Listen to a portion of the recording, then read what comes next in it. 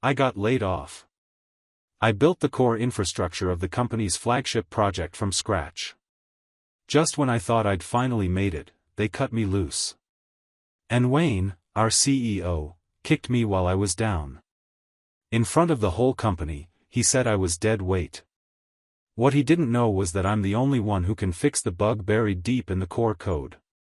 Turns out the day they'd come crawling back came a lot sooner than anyone expected. We regret to inform you that, due to internal restructuring, your employment with the company is being terminated.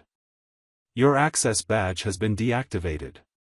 Please pack up your personal belongings immediately. I just sat there, stunned. I thought HR had called me in for a routine meeting. Instead, I got handed a pink slip. 3 years ago, this place was a scrappy startup with fewer than 20 employees. I jumped on the wave of virtual interaction tech and built the foundational architecture for our flagship product from the ground up. I spent endless nights grinding away to bring our first prototype to life, Ribbo. A system that used glasses or even car windows as interactive interfaces, allowing users to engage with digital environments seamlessly. No bulky VR headsets. Just real-world immersion that felt straight out of a sci-fi movie. The moment Ribbo launched, it blew up. Agents and developers swarmed us, all wanting a piece of the action. We built the Ribbo ecosystem like a skyscraper, fast, bold, ambitious. The company ballooned from a 20-person team to a 5,000-strong enterprise. As Ribbo exploded, we sprinted to stay ahead, pushing out updates, pushing the tech further. I was deep in technical forums, living off coffee and code, overhauling Ribbo's system into a bleeding-edge, high-availability architecture. That rebuild was brutal. The kind of architecture only a handful of people could even understand, let alone implement. I poured everything I had into it. I didn't have time for anything else. That's when Wayne showed up. At first, he was tagging along with me, doing whatever odds and ends needed doing. Guy was slick, social climbing was his superpower. His Instagram was a highlight reel, golfing with execs, sipping lattes with product managers. When we were gearing up for Ribbo's new product launch, someone needed to write the press script. I didn't feel like dealing with it. Wayne jumped in, said he'd handle it, then killed it on the live stream. Polished. Eloquent.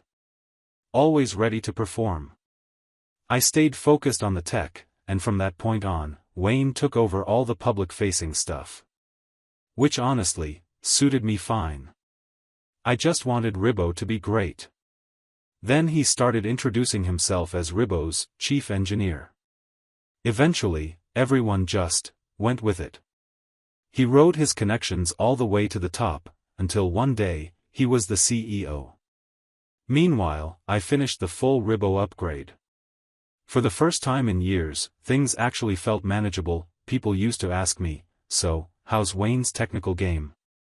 I'd shrug and say, "It's average." He's more of a people person. It was just an offhand comment. No malice. But word got around. And eventually, it reached Wayne. What I said casually, he took personally. By then, he'd been parading around every product launch, calling himself Ribbo's chief engineer. Any crack in that image? He couldn't stomach it. Then the economy turned. Tech companies everywhere started shedding weight. Ribbo's stock took a hit. Rumors about layoffs started to swirl. Even so, I never imagined I'd be the first one out the door. I walked back to my desk to pack up my things, still trying to process what had just happened. My mind was a blank slate. That's when I heard footsteps near the entrance. I looked up. Wayne strolled in, bloated and beaming. Probably from too many dinners and too little sleep. Over the past 3 years, he'd ballooned into a greasy, middle-aged man who looked like he spent more time in boardrooms and bars than behind any console. "Morning, team." Bright and early, he chirped, all smiles. He swaggered right over to me, then paused like he'd just discovered something shocking. Well, why's Ethan packing up?" he said, loud enough for half the office to hear. A few heads turned. Then he went in for the kill. "Don't tell me Ethan's been laid off," he practically shouted. The entire floor froze. All eyes were on me now. I kept my voice steady. "Yeah. I've got some packing to do. If you'll excuse me." But Wayne wasn't even talking to me. Not really. This was theater. He spun dramatically to face the room, sighing and shaking his head like he was grieving a fallen comrade. "What a shame. Ethan's been with the company so long. With all these restructuring moves, how'd they end up laying off Ethan? I mean, look at all the engineers here. Why him? Did they even check everyone's KPIs?" He threw that last part in like a knife with a smile. "I never played the KPI game. I didn't believe in putting on a show. My reports were bare bones. No fluff, just results. I stayed in the weeds, getting real work done. But KPI reviews? Those were Wayne's specialty. The more corporate theater, the better. I mean, I worked with Ethan," he said, laying it on thick. "This really hurts." Then his smile twisted. "But hey, this company doesn't keep freeloaders. If Ethan leaves and everything still runs like clockwork, I guess we'll finally know who's been collecting a paycheck for doing nothing." His voice kept rising with every line. He wasn't even pretending to be sad anymore. He circled me like a buzzard, gleeful, gloating, tossing out jabs disguised as eulogies. And he looked right at me, sideways, smug, like he'd already won. Even someone as slow on the uptake as me could piece it together. Someone wanted me gone. Badly. The layoff list didn't come from HR. It came from higher up. Fuming, I stepped outside and called my college roommate. "Mason. That project you mentioned, still looking for people?" He practically shouted with joy. "Ethan. You finally got time for me. Whatever you want to do, name it. I'll back it." I couldn't help but smile. "Great. You free now? Let's meet in person." "Totally. I'll come pick you up out front." I stood outside the building, holding a cardboard box, the sum total of everything I had after 3 years of round-the-clock work. Wayne had just finished a meeting, grinning as he walked a couple of business partners out the front door. He spotted me and whistled mockingly.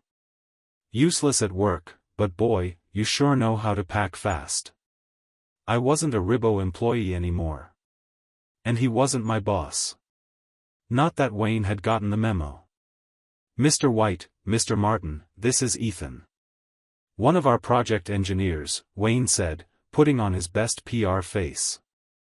"Back when we were hiring like crazy, the bar was low. But since the upgrade, the system cut labor costs drastically. We've had to let go of people who weren't hitting their KPIs. You gentlemen interested in the new system? Let's talk." The two execs looked like clones of Wayne, 3 round bellies lined up like oil drums. Wayne leaned in close, his voice dripping with mock concern. "Hey, Ethan. Heard you just bought that fancy place downtown. Must be a killer mortgage. I'm a sentimental guy.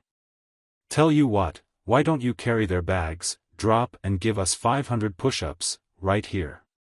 Finish all of them, and I'll talk to HR about keeping you on. How's that sound?"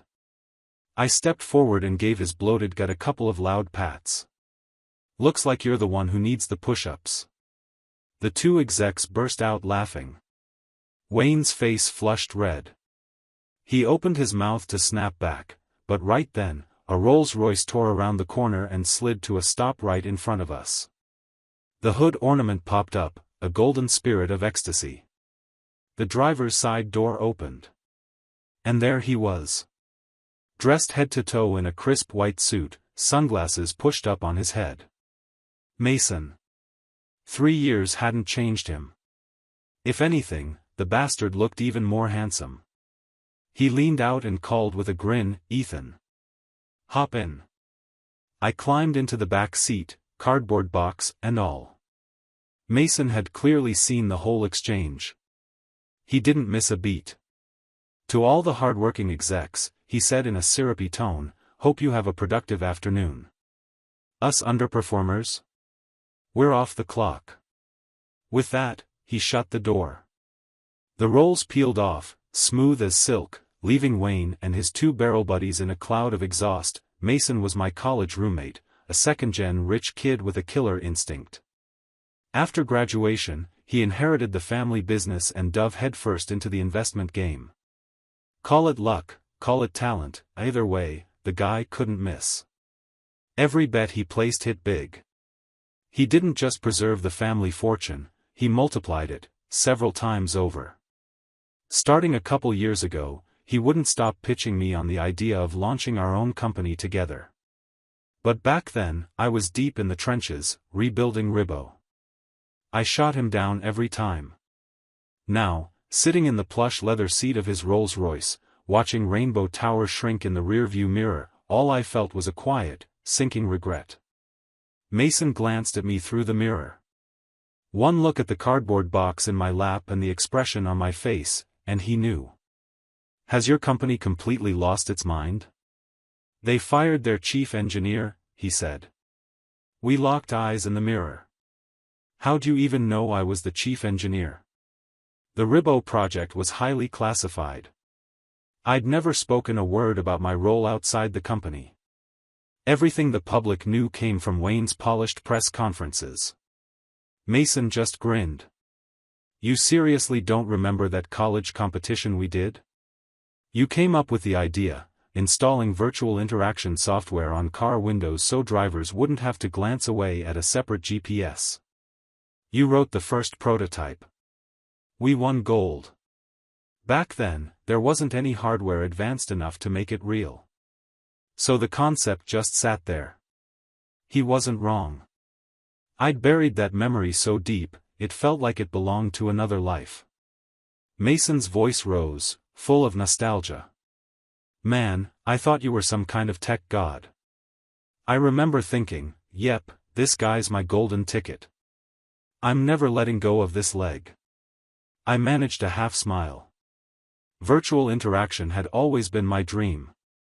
The real world was too gray, too narrow. I wanted to make something beautiful, bring imagination to life, let people hold a rainbow in their hands. The last 3 years, Ribbo's rise, yeah, I was proud. But in the end, that rainbow? Just a mirage. "So," Mason asked, "what's next for you?" "I don't know," I admitted. "What are you working on these days?" "AI, of course," he said. "That's what everyone's throwing themselves into now." I nodded and let out a long breath. Mason picked up on the fatigue behind it and gave me a look of quiet understanding. "Don't rush back into work," he said. "Take a break." Seriously. He wasn't wrong. I couldn't remember the last time I'd taken a real vacation. Maybe now was the moment. "I'm thinking of flying to the Maldives," I said. "Fishing trip, huh?" "I get it," he grinned. "Forget the flight, take my jet." "Deal. Just send me the AI project proposals. I'll go over them on the plane." Mason raised an eyebrow. "Are all you engineers this intense?" I packed light. While waiting for the jet, I noticed Mason on his phone, dumping stocks at lightning speed. "What's the rush?" I asked. His eyes gleamed. He was in full predator mode. "Wanna bet?" "Something's about to blow up at Ribbo," he said. "You should sell your stock too. No telling how far it's gonna tank." I frowned. "You don't trust the system I built?" "It's not that," he said. "It's that you don't teach. You never document anything. Everything lives in your head. Ribbo's about to roll out a new feature. And when it does, boom." I didn't answer right away. Because, he wasn't wrong. After the last architecture overhaul, there were still a lot of loose ends. I'd planned to write up a full technical summary for the team, something to walk them through the new structure, how to handle failovers, edge cases, recovery flows.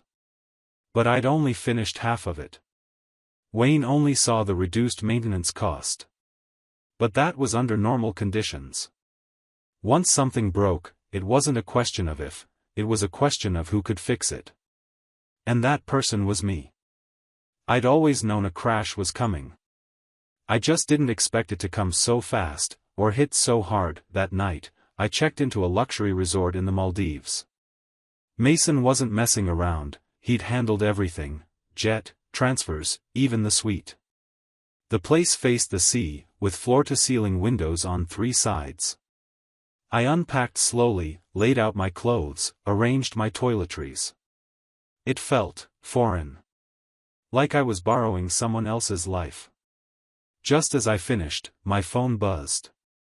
A message from a former coworker. "Ethan, check CircleNet now." CircleNet was an internal app, basically a closed social platform for verified Ribbo employees. People used it to chat, vent, share gossip. If anything big happened at the company, CircleNet always heard it first. I poured a coffee, sat down by the window, and opened the app. An employee was caught embezzling company funds, mocked the CEO, and got arrested. The post was anonymous. Attached was a photo. Me. Standing outside the office. Mocking Wayne. Mid-smirk. My hand on his gut. I zoomed in. Jesus. Is that what my face looks like? Stone cold, eyes dead. No wonder no one ever wanted to talk to me. The post went on, listing my crimes like some workplace hit piece. Initiated unnecessary technical upgrades for personal profit. Habitually late, didn't clock in or out, failed KPIs. Spread rumors, disrespected company leadership. My phone buzzed again. Messages from former teammates. The way they fired you, it wasn't right. None of us thought it was fair. After you left, HR started dragging every tech lead into private meetings. They told us, if anyone defends you, they'll terminate us without severance. I couldn't blame them. Times were tough. Fewer and fewer companies were paying well without demanding late nights and weekends in return. A rocket ship like Ribbo? Practically extinct. The old guard had poured their youth, and their health, into the job. The high salary and title weren't gifts, they were battle scars. Getting axed now meant more than just losing a paycheck. It meant serious financial pressure, and a black mark on your name in a very, very small industry. One background check, and everything spilled out. The message came from Lily, one of the few women in the tech department. She was mid-rant, text bubbles firing like a machine gun. What do they mean, unnecessary technical innovation? Do they even know how much manpower the new architecture saved? We used to need a whole day to deploy updates, now it's done in an hour. That guy doesn't know jack about engineering. Who the hell gave him the right to talk about you like that? She wasn't wrong. The system upgrade had cost real money, sure, but every dollar was accounted for, signed off at every level. When funding hit a wall, I paid out of pocket. Quietly. No receipts asked. As for the other 2 accusations, anyone who'd been around long enough knew exactly what they were about. I saw how worked up she was and finally replied. Take it easy. You can vent to me, just don't burn yourself over it. Lily's anger toward Wayne wasn't new. She had her reasons. When she first joined the company, it caused a small stir. Hey, we've got a girl in tech. Like we were back in high school. She was fresh out of college, sharp, curious, composed, and well-liked. I had her start with infrastructure, learn the ropes, get a grip on the baseline systems. Wayne started dropping by tech a lot more around then. The first time he saw her, he lit up. Newbie, huh? Let's see what you've got, he said, with a smirk. Then he hit her with a brutal question, something that belonged in a senior engineering interview, not aimed at a new grad still finding her footing.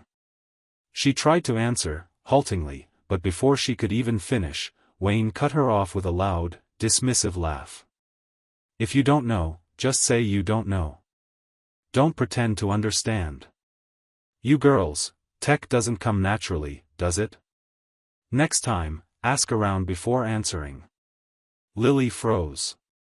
Her eyes flickered, caught somewhere between shock and shame. I stood up and walked over. She did great, I said, calm but firm. She walked through the process clearly, reviewing prior work, validating the need, analyzing data. Solid structure. I like it. I scratched my head and added, also, tech skill has zero to do with gender. Doesn't matter if it's a guy or a girl. Lily's face lit up. Surprise gave way to something like hope. Wayne's face, on the other hand, fell. His smile collapsed into a sour scowl. Actually, I continued, this problem's been a sticking point in tech for a while now. Since you brought it up, got any solutions in the works? I genuinely thought he might. Back then, I hadn't realized he was all show. I thought maybe there was something under the surface. Instead, he started hedging. Said the timeline was tight. Budget was thin. Then suddenly remembered a very important meeting and disappeared. From that day on, Lily had zero respect for him, but Lily got one thing wrong. Wayne knew damn well the system upgrade was essential. If he truly thought it was unnecessary, he wouldn't have waited. No, he held his tongue, smiled through gritted teeth, and let me finish the job before kicking me to the curb. I scrolled through the whistleblower post. The comment section was exploding. Some mocked. Some sneered. Others speculated with obvious malice. Not a single one knew the truth. Minutes passed. The post shot to the top of CircleNet's trending list. My personal info was up there for the world to see, attendance records, incomplete KPIs, stripped-down project logs. Anything that wasn't written into a report? Gone. Erased like it never happened. Technically, a post exposing private employee data should be removed by moderators immediately. But this one? It sat there, bold and untouched. No need to ask who gave the green light. Then my phone buzzed again, voice message from Lily. She was crying. Angry. Panicked. Because as long as that post stayed up, I could forget about getting hired anywhere worth a damn. Wayne didn't just want me out of Ribbo, he wanted to make damn sure I couldn't land anywhere else either. Looking back, it all clicked. The snide remarks, the thinly veiled threats, the advice he gave me in that condescending tone. Ethan, you've never worked in upper management. You don't get it. This isn't something a regular employee can handle. I've got PR to manage, board pressure, investor risk. You have no idea how hard this job is. And when I didn't take the hint, he laid it out more bluntly. But your salary isn't something a regular employee gets either, is it? He wasn't looking for help. He was warning me. And in the end, he did succeed. He took the title of chief engineer. Took the credit for building Ribbo. He made friends in all the right places, shook hands with everyone that mattered. And when the time was right? He swept me out like yesterday's trash. What are you going to do now? Lily messaged again. What could I do? I was flying private to a beach resort, drinking good coffee, watching the sun rise over the Indian Ocean from a luxury suite. And when I got home, I'd build something better. On my own terms. I'd already taken Ribbo from 0 to 5,000 employees in 3 years. Give me 3 more, and I'll outrun it. Outbuild it. Outlast them all. At least I knew I wasn't alone. People still cared. Still believed in me. That, more than anything, was the one good thing today had to offer. The hotel had a VIP gym. After a solid morning workout, I headed back to the room for a shower. Now that I wasn't chained to endless deadlines, I'd started taking care of myself again: clean eating, early nights, regular exercise. The kind of habits I'd long since sacrificed for the grind. Steam clung to the bathroom mirror. I pushed back my wet hair and caught a glimpse of myself, muscle definition reappearing across my chest and abs. Work had drained me, but it hadn't destroyed me. My hair was still thick. My eyes were sharp. My body hadn't gone soft. Wayne could keep his endless client dinners and boozy nights. I never had to sell myself to close a deal, thank God. By 6 a.m., I was up and wired. Fresh air in my lungs, fishing gear on my back. We'd chartered a yacht for a deep-sea fishing trip. The engine rumbled beneath us as we cut across the water. I threw on a pair of sunglasses and collapsed onto a sun lounger on deck. Blue sky. Endless sea. The breeze crisp and cool. I felt like I'd been pulled straight out of hell and dropped into paradise. Life is a long, uphill road. I'm just a traveler passing through. Click. Click. I opened one eye. Mason was on the other side of the deck, crouched like paparazzi, snapping shots with his phone. I was wondering who this good-looking fisherman was. Turns out it's my old buddy Ethan. He smirked. Saving this one for our company's recruitment poster. No girl's gonna walk past this and not want to apply. I shot up and lunged for his phone. Delete it. Now. Mason squealed like a cartoon sidekick and darted toward the stern, holding the phone high like it was stolen treasure. He looked down at the screen, marveling. You know, you look good when you're relaxed. Strong, sharp. But in the office, your face is all cold and dead inside. No wonder some people wanted you gone. I started to argue. But then I remembered that picture from the CircleNet post. My blank stare. My clenched jaw. I kept my mouth shut. Today was Ribbo's big launch. Normally, I'd be hunched over a monitor, stress-sweating through the live stream, monitoring every hiccup and server spike. Instead, I was sitting on a yacht, side by side with Mason, watching fishing lines dance on the water. Bite. You've got one. Reel it in, he shouted. Something massive was fighting beneath the surface. I gripped the rod tight and tried to stay calm, working the reel with slow, steady pulls. Every second was a test of muscle and patience. Finally, the water broke. A sailfish. Nearly 4 feet long. All three of us, me, Mason, and the yacht captain, shouted like kids at a birthday party. I wrapped my arms around the beast as the captain measured it with a long tape. Mason snapped the photo. In it, I stood tall, chest out, a hard-set jaw and sea-wind hair. Honestly, I looked like someone who'd survived something. Someone who'd fought, fallen, and come back sharper. That one photo? I could ride that for a year. That's when Mason's phone wouldn't stop buzzing. Call after call, non-stop. He picked one up, listened for maybe 3 seconds, and yelled.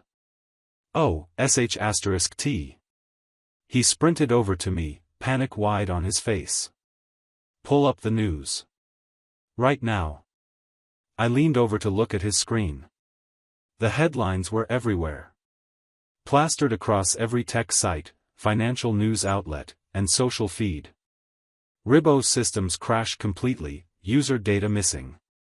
New feature launch disrupted, CEO ends live stream abruptly, promises emergency fix.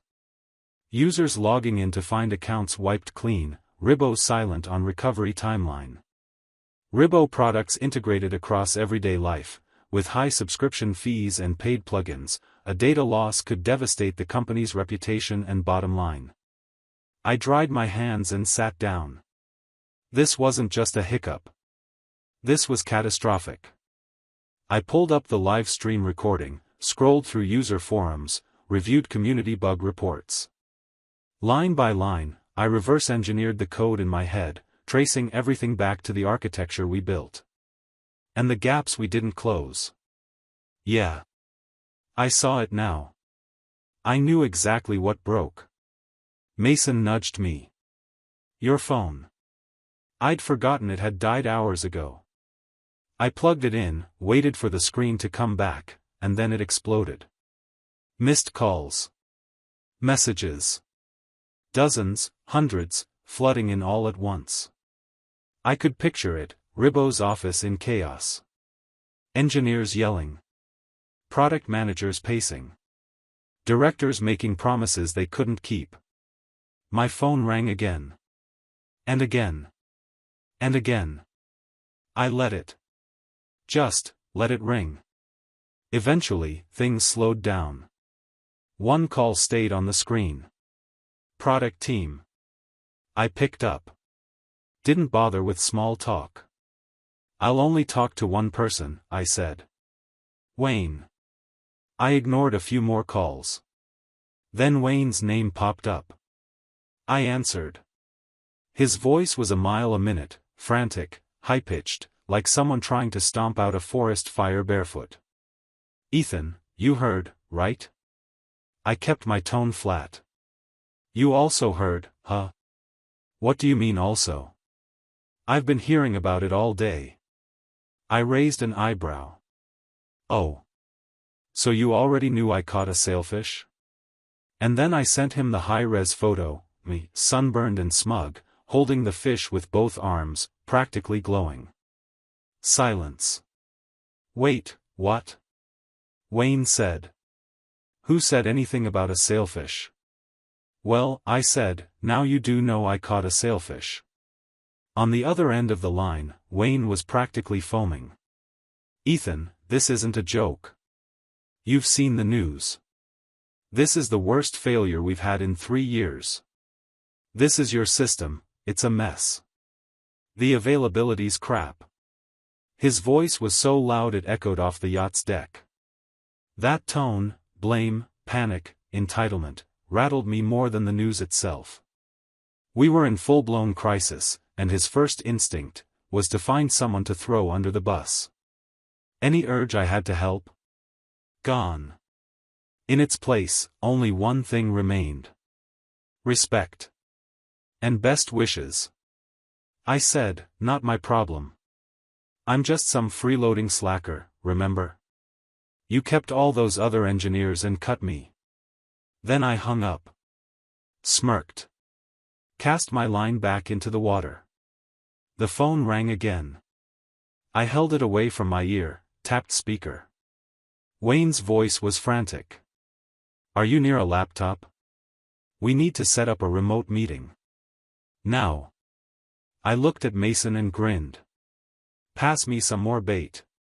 Let's see if we can land another monster. Wayne was yelling now. Hello? Ethan? Can you hear me? Join the meeting. I turned to the captain. Let's head a few miles farther out. The engine roared, drowning him out completely. We kept fishing, laughing like idiots. The air was crisp, the water calm, the sun sharp on our skin. Somewhere on the other end of the call, Wayne must have been piecing it together. The chaos in the office was bad, but the real pain was knowing I was on vacation. Not just resting. Enjoying it. 10 minutes later, his tone shifted.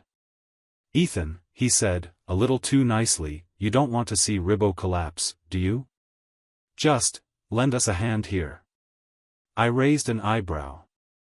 Was this how leaders thought? That everyone's just waiting for their cue to jump when told? I reminded him, flatly, I don't work at Ribbo anymore. I don't owe you a thing. He didn't even pause.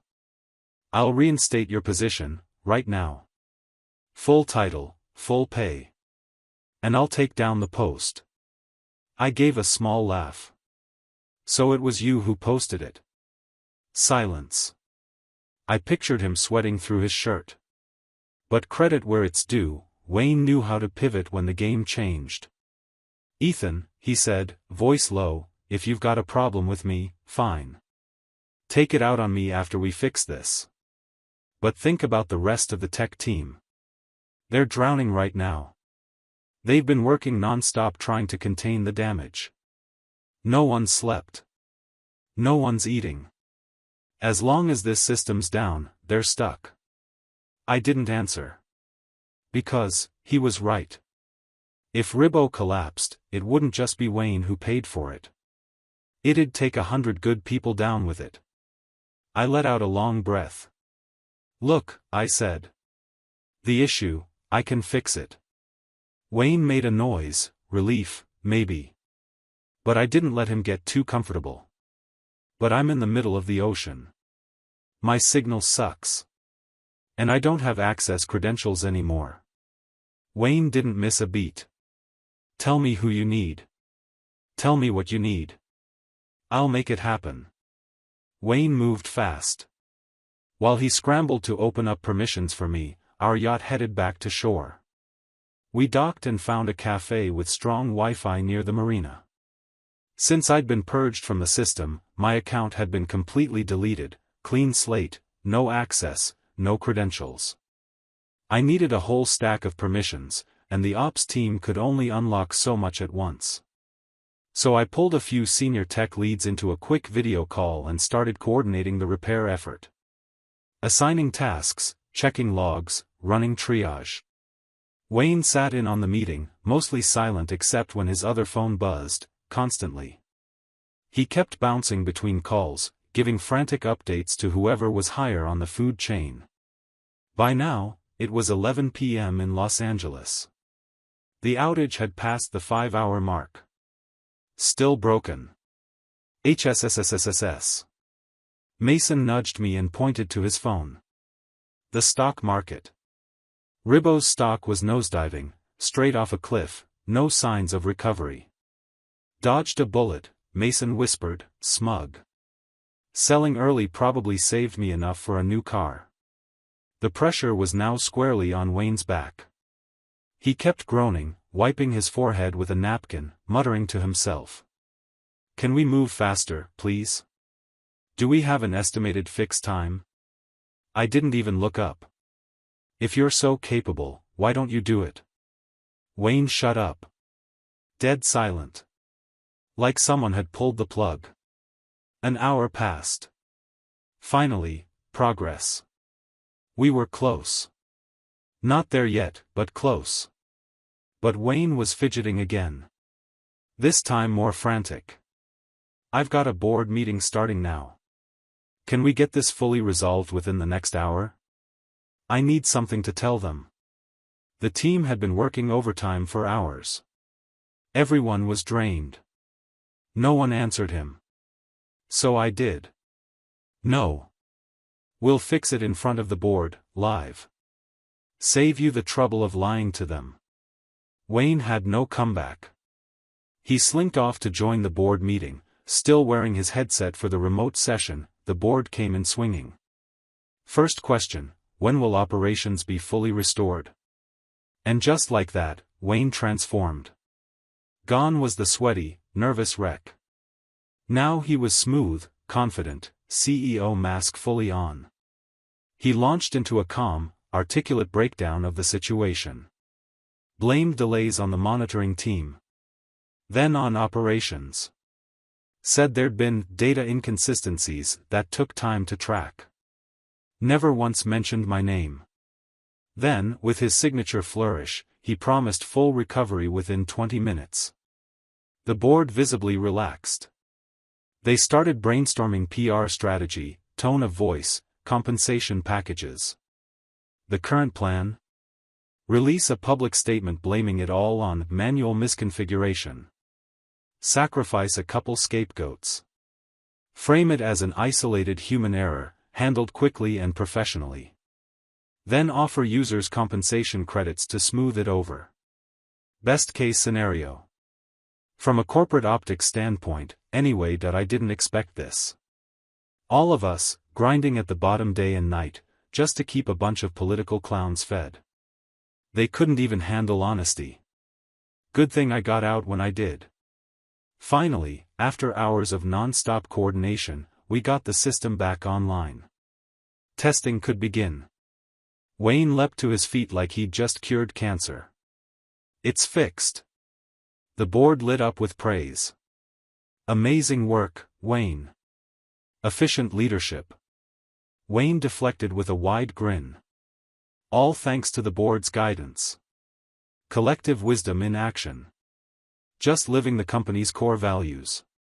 I didn't say anything. Because I knew the worst part was still coming. The user data issue. I logged into Ribbo as a test. Blank. The moment I saw the empty account screen, I knew. Wayne started to panic. His face twitched. He spun back toward his laptop. The boardroom erupted, everyone talking at once, shouting questions over each other. Enough. My voice cracked through the commotion like a whip. Wayne. Speaker on. Now. He obeyed. The room quieted. I stepped in, steady. Everyone, don't panic. We have strict backup protocols. As long as we roll back the database, we can recover everything. I don't have access. Wayne, you'll need to do the rollback. Fumbling, he opened his laptop. What? How do I do that? I walked him through the commands. He executed them. His voice shook. The pre-launch data, the index is gone. Index lost. That meant all categorized data had been dumped into a shapeless, scrambled mess. Unusable. I slammed the table. Quiet. Deep breath. It's fine. We still have off-site backups. Separate physical servers. Those aren't affected. I gave Wayne the retrieval instructions. He didn't move. There was a long pause. Then, softly, he said. We canceled the off-site servers last month. Cost cutting. Silence. Not just quiet. Dead quiet. I stared at the screen, barely holding it in. You canceled them? I said. And no one thought to ask me? Wayne collapsed into his chair, drained. One of the board members frowned and turned to him. Who is that man? Why does your chief engineer need to ask him for instructions? I gave a short, sharp laugh. Because unless Wayne suddenly learned to read code, I'm the only damn engineer in the room. Wayne didn't argue. Didn't even look up. The silence said enough. Another board member leaned into the camera. Sir, how should we address you? Ethan, I said. Ethan. What's your assessment? How long to restore the database? I exhaled. I don't know, I said flatly. In my 3 years at your company, there was never a single system-wide failure. You fired me Monday. So technically, this isn't my problem anymore. I've already given you hours of my personal time. That's enough. I'm done here. Good night. I moved to log off. Wait, someone called out. Then another. The whole board started talking over each other again. Who approved Ethan's termination? I want their name. I'm suing them personally for breach of fiduciary duty. Nobody spoke up. Nobody wanted their fingerprints on it. I sighed. There was only one option left. It wasn't clean. It wasn't elegant. But at least it would work. There's no backup. The index is gone. But the data is still there. The only way to recover it is manually, write filter queries, search by raw values, and piece it back together by hand. It'll take forever. It'll be soul-killing. But it's possible. Then I assigned the task to the senior tech leads and left the meeting. The crash from the product launch took 12 hours to fully resolve. Ribbo suffered a massive blow, reputation shattered, valuation gutted. Tens of millions in market cap, gone overnight. And me? I was only halfway through my vacation. The board reached out to me again. Multiple times. They asked me to return to my old role. I declined. Every time. I'd already lost all faith in them. And I wasn't the only one. Disillusioned, most of my former teammates resigned as well. With no contracts binding them anymore, someone leaked the full story online. Mason sent me screenshots. Social media was on fire. Heard they cut too deep and hit a main artery. That's why it took 12 hours to fix. Ribbo's dead to me. Every new feature is worse than the last. I couldn't even smile. The execs at Ribbo were garbage. No question. But Ribbo itself? That was my child.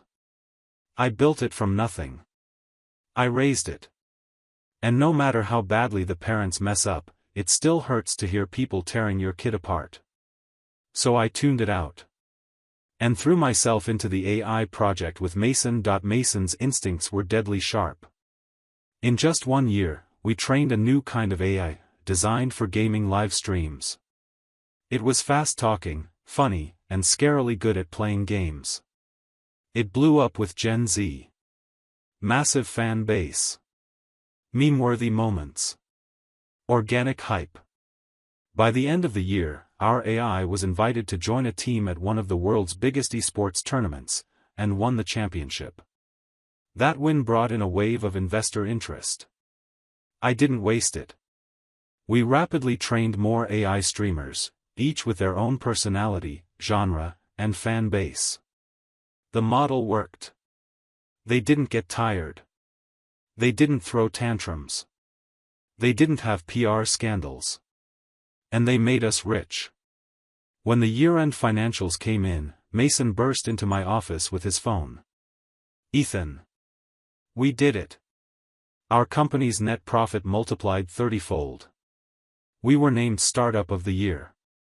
Surveys say 1 in every 5 people between 10 and 25 knows who we are." We shared the moment with the board. Yeah, this time, I was on the board. I'd learned my lesson with Ribbo. This time, I had equity, a vote, and a seat at the table. Mason helped break me out of my bad habits, no more hoarding knowledge or doing everything myself. I handed off ops to the right people. Took time to actually learn leadership. Delegated. Built systems. Grew. And now? I was a billionaire. So was Mason, obviously. But he'd started rich. I didn't. I wasn't greedy. Honestly, I didn't even feel different. Money just meant I didn't have to explain myself anymore. By the way, I asked Mason, "What's our current valuation?" "In Ribbo units."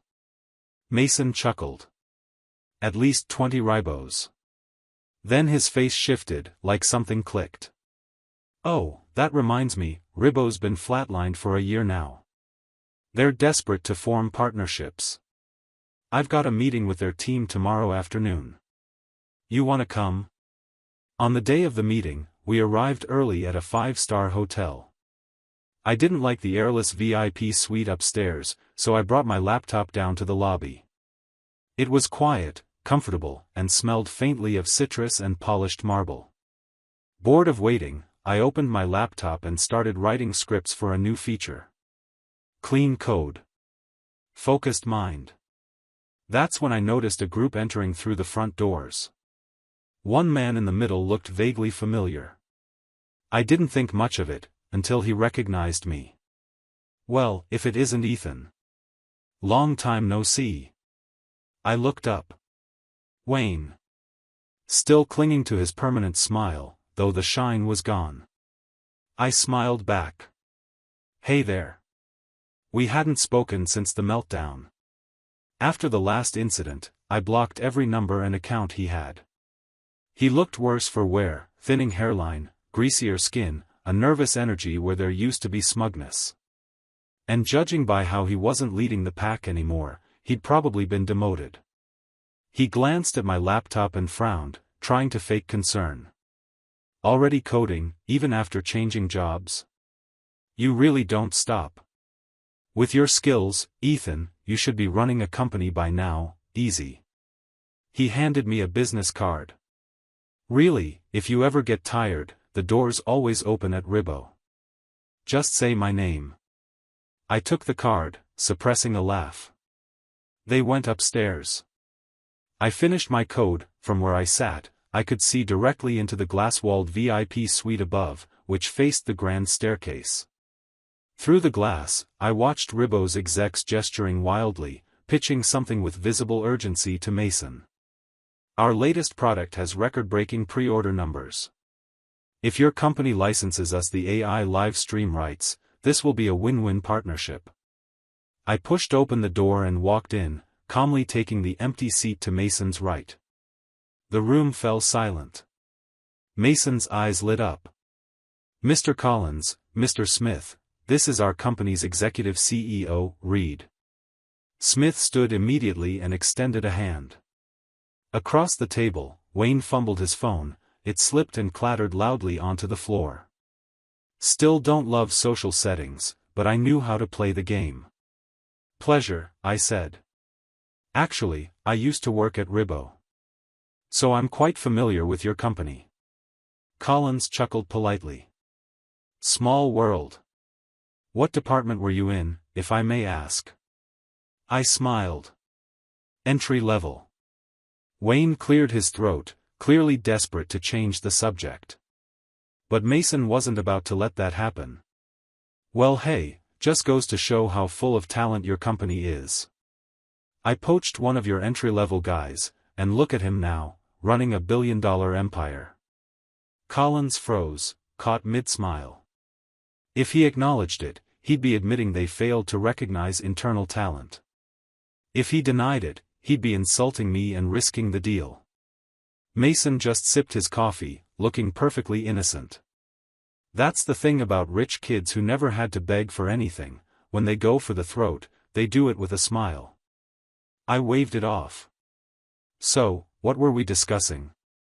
Wayne, now visibly sweating, repeated the entire pitch. Their AI partnership proposal. A licensing deal. Sales figures. Big promises. When they finally finished, they looked at us, eyes wide, hopeful. Do you have any thoughts? Smith asked. I tapped the table with a knuckle, thinking. Ribbo's user base was bleeding out. They weren't retaining anyone. Now they were trying to boost numbers with flashy collabs, grabbing attention through association. But for us, this deal meant nothing. It didn't strengthen our tech. It didn't grow our brand. It only propped up a company that had long since lost its footing. I looked at Mason. He gave a tiny shake of the head. We both knew. Ribbo was already fading into history. Across the table, Collins and Wayne were waiting, trying not to look desperate. We're open to a partnership, I said, but under one condition. Mr. Collins perked up. What kind of condition? I stood up, walked over to Wayne, and gave his belly a firm pat. Wayne and I go way back. I've always told him to take better care of himself. You know, health gets tricky as you age. I'm a sentimental guy, I continued. So here's the deal, if Wayne can drop and give us 500 push-ups, we'll sign the partnership.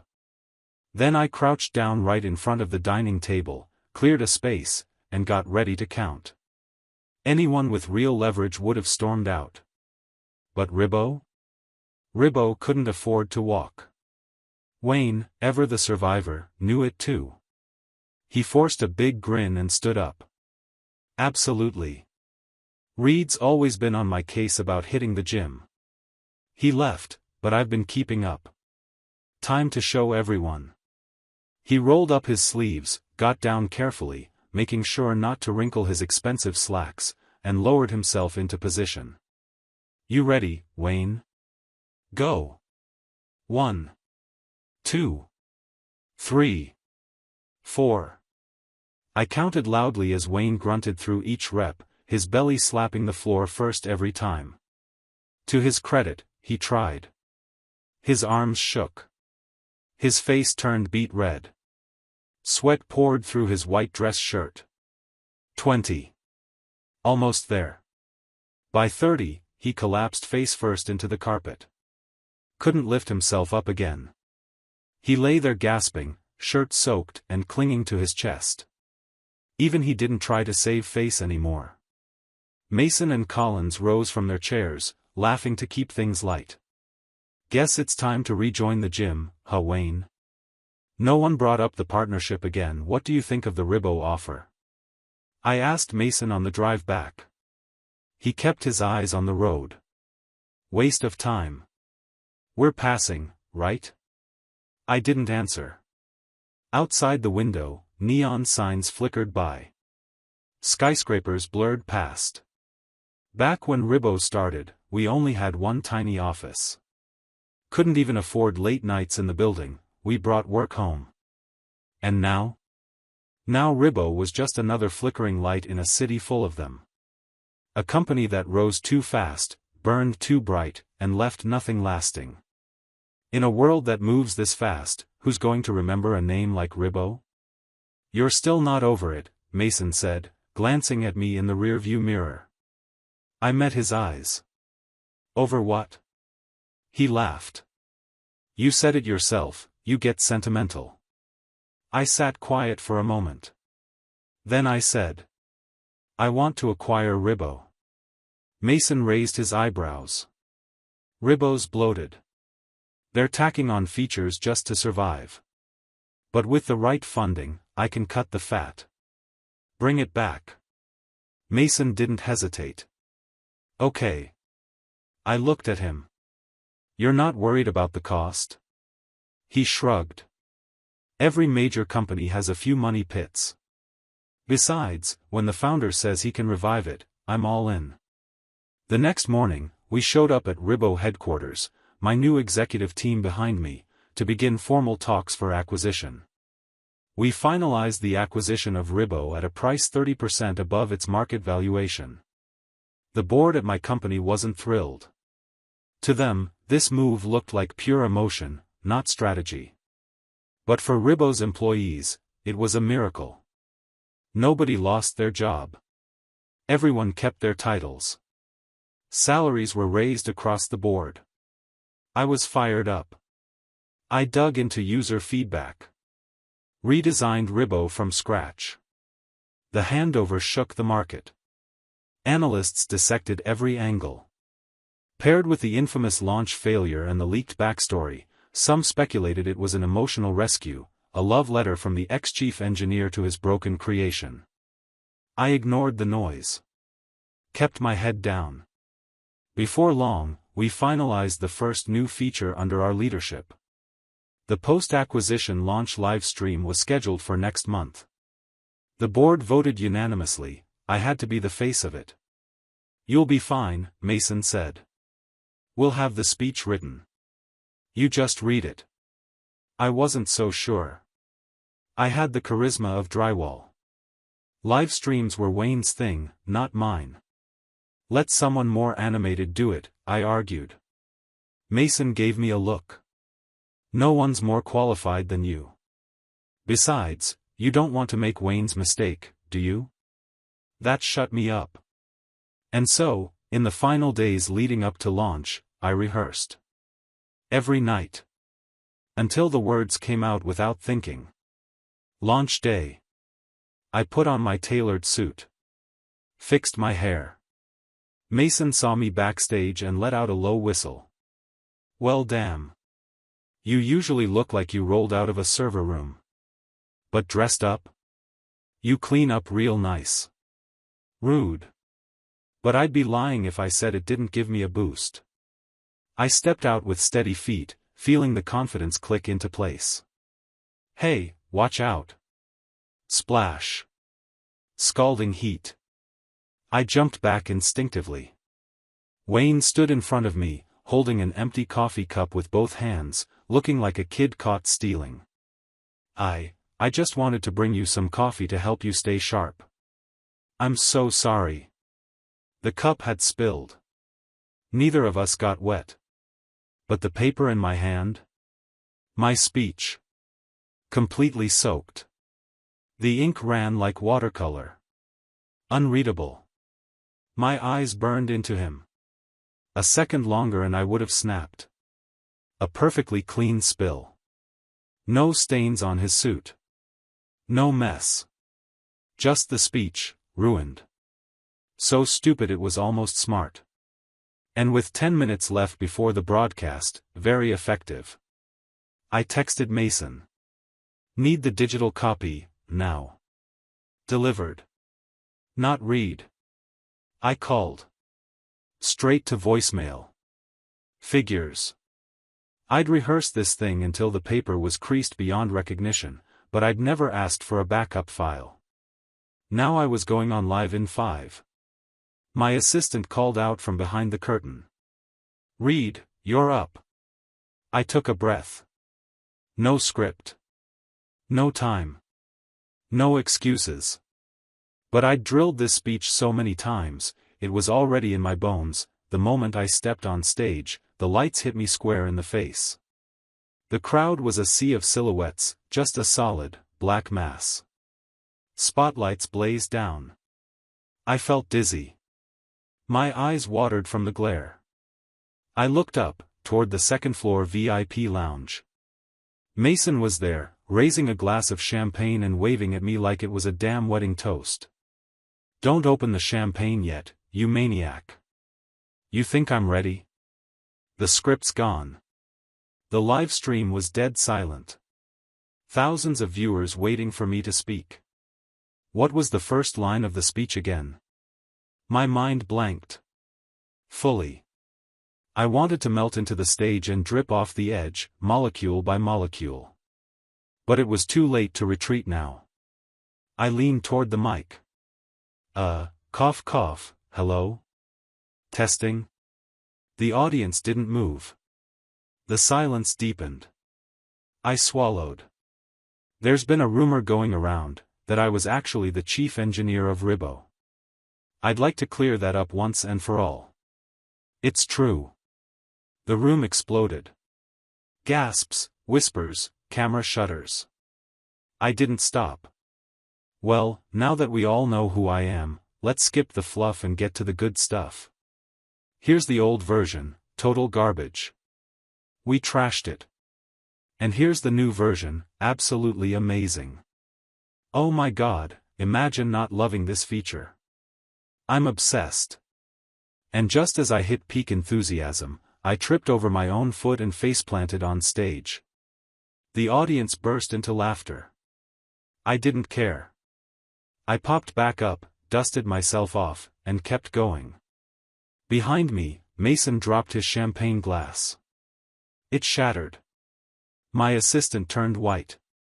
But I didn't notice. I was flying. What I didn't realize at the time. The stream was blowing up. Viewer numbers skyrocketed. Why is this CEO so relatable? Wait, did you see his eyes when he talked about Ribbo? That was real. The session ran long. Way past the scheduled time.